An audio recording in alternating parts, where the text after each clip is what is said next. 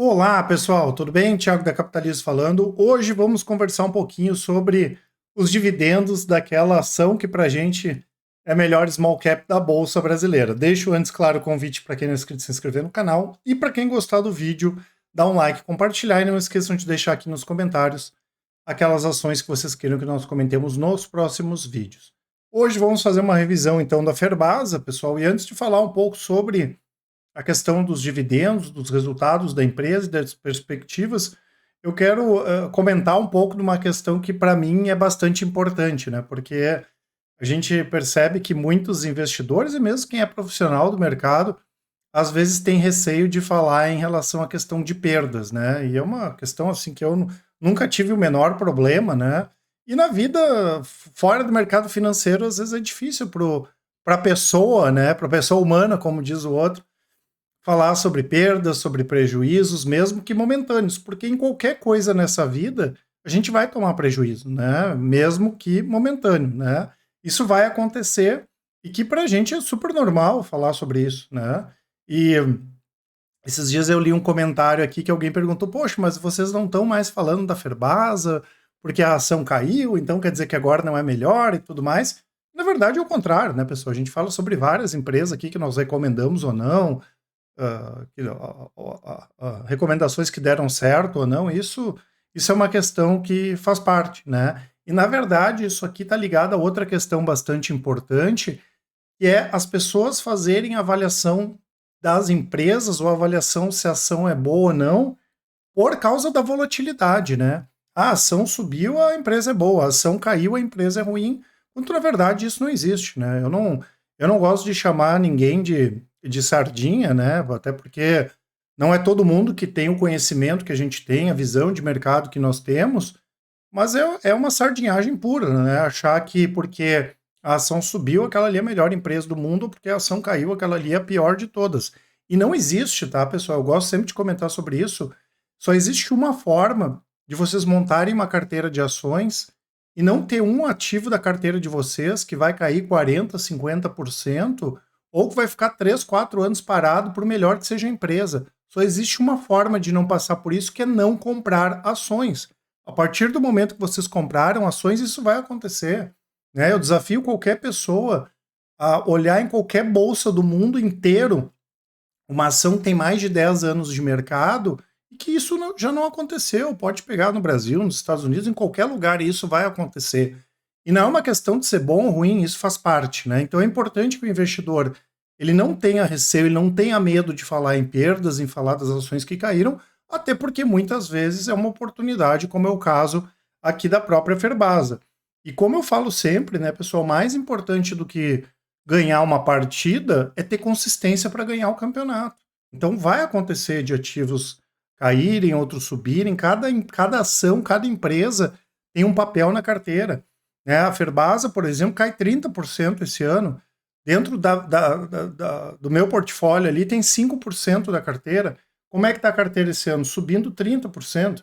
Como é que está a carteira desde julho de 2017? 900% contra 100% do Ibovespa e contra 411 do S&P em reais, que seria o IVVB. Ou seja, quantas vezes uma ação não caiu 30, 40, 50% na minha carteira? Quantas vezes não subiu 100, 200, 300, 400, 500, 2.000% na carteira? Então isso acontece, tá?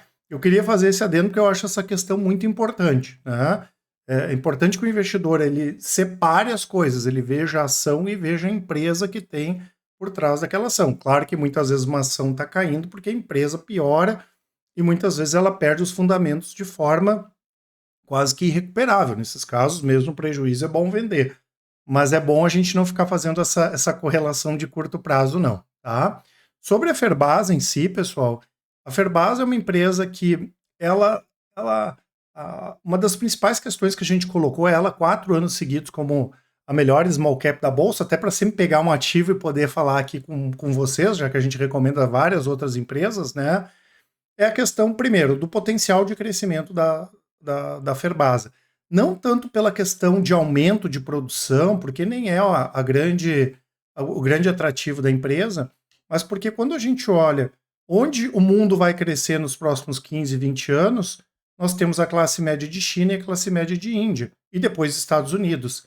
E classe média usa muito aço inoxidável. Isso vai aumentar muito, né, o consumo, tá? E a Ferbasa faz o ferro-cromo, ferro-silício, mas o ferro-cromo que é utilizado aí na fabricação do aço inoxidável. Então, ela está diretamente ligada com essa questão do crescimento de classe média de China e de Índia. Além disso, é uma empresa que não tem muita necessidade de investimento, uma fundação é dona da empresa, que depende de dividendos, ela vai pagar bons dividendos, e ela tem 80, 100 anos de reserva do minério de ferro-cromo lá, ou seja, ela não tem risco de ter que comprar matéria-prima, e isso é uma grande vantagem competitiva da Ferbasa em relação a outras empresas do mercado.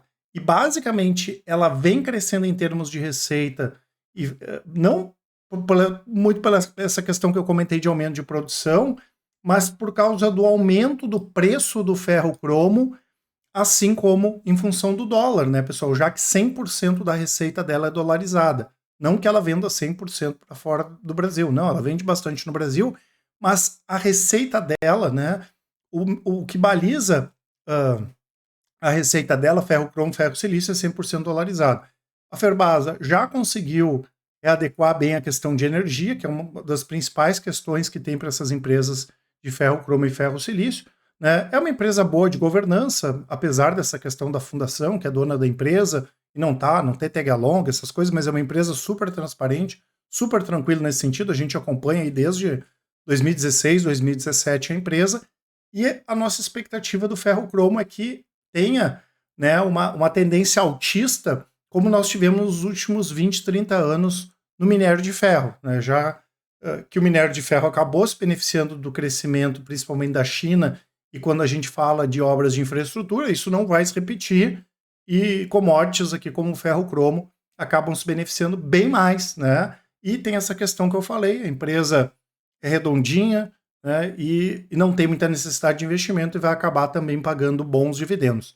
É uma empresa small cap, não vale nem 3 bilhões de reais, muito mal precificada, está operando quase 15% abaixo do valor patrimonial da empresa, tem propriedades, tem as reservas, tem muita coisa, tem essa questão da dolarização, né, que vai ajudar bastante nos resultados, e é uma empresa que não tem dívida, né, ela tem uma dívida líquida negativa aí de 550 milhões de reais, paga toda a dívida com caixa e ainda sobra dinheiro, e por isso que eu já tinha comentado do potencial dela também de pagar bons dividendos. Então é uma empresa que está totalmente favorável à tendência de crescimento principal do mundo, que é a classe média de China e Índia, e tem também essa questão de pagamento de dividendos. Aqui nós temos, então, isso que eu comentei, o crescimento da receita muito em função de dólar e do aumento do ferro, cromo e silício.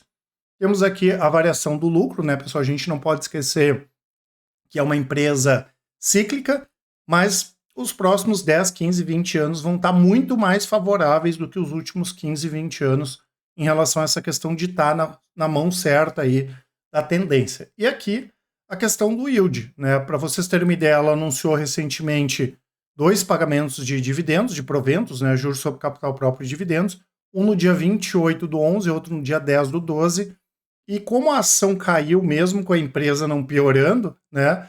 Nós tivemos aqui o yield dos últimos 12 meses lá batendo 12, 13%.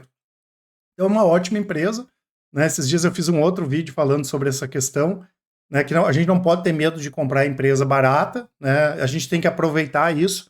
Então nós reiteramos aqui a compra na Ferbasa, tá? Quem quiser colocar um belo ativo de small caps na sua carteira ou quer aumentar um pouco a posição, com certeza esse aqui é um momento interessante. Eu peço só licença aqui para os nossos clientes, né, porque é uma recomendação nossa, como eu pego uma ou outra ali só para a gente comentar, né? Eu não costumo falar isso aqui, a gente recomenda ou não, mas a Ferbasa aí, como eu falei, já faz 4 anos que a gente escolhe ela como a melhor small cap aí para apresentar para vocês, tá certo?